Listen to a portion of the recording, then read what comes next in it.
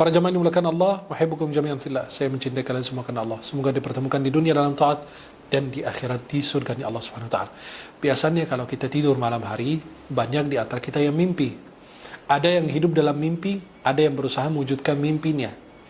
Dan ada orang yang sering mimpi buruk, sehingga dia beranggapan bahwa ketika saya sering mimpi buruk berarti jangan-jangan ada yang guna-guna saya. Jangan-jangan ada sihir dalam tubuh saya. Maka ketahuilah bahwa orang yang mimpi itu bisa jadi terkena sihir, atau bisa jadi ada jin dalam tubuhnya, atau ada khadim sihir di dalam tubuhnya. Biasa ada tanda-tandanya. Saya akan berjelaskan tanda-tanda berikut ini. Yang pertama, dia merasa gelisah ketika dia tidur, tanpa ada sakit sama sekali. Dia hanya gelisah, hatinya gelisah, pikirannya gelisah. Yang kedua, mimpi buruk sehingga dia terganggu tidurnya. Yang ketiga, dia mimpi itu jatuh dari tempat tertinggi, jatuh dari rumah, jatuh dari atap, jatuh dari mana, tempat-tempat yang agak tinggi, dia merasa jatuh dari tempat tersebut. Kemudian yang keempat, dia merasa dirinya itu terbang, atau dia terbang sendiri, atau melihat dirinya terbang, atau dia melihat burung seperti elang dan lain sebagainya, yang sering dia mimpi burung tersebut.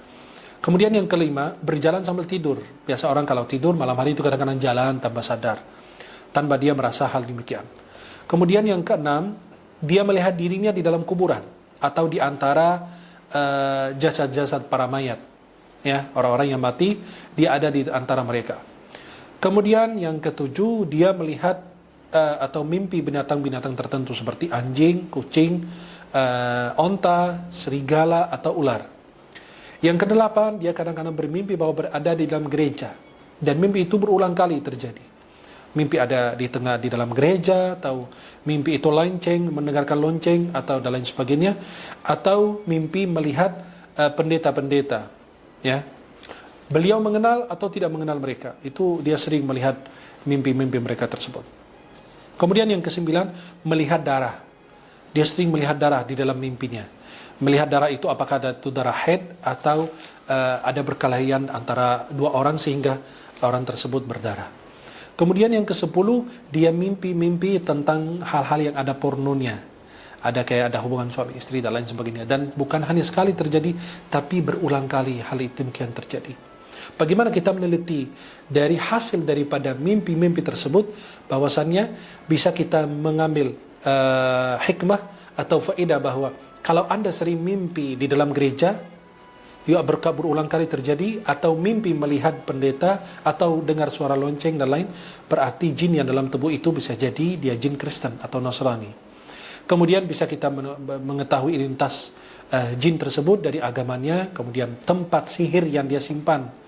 Kemudian yang ketiga adalah bagaimana cara sihir itu dibuat.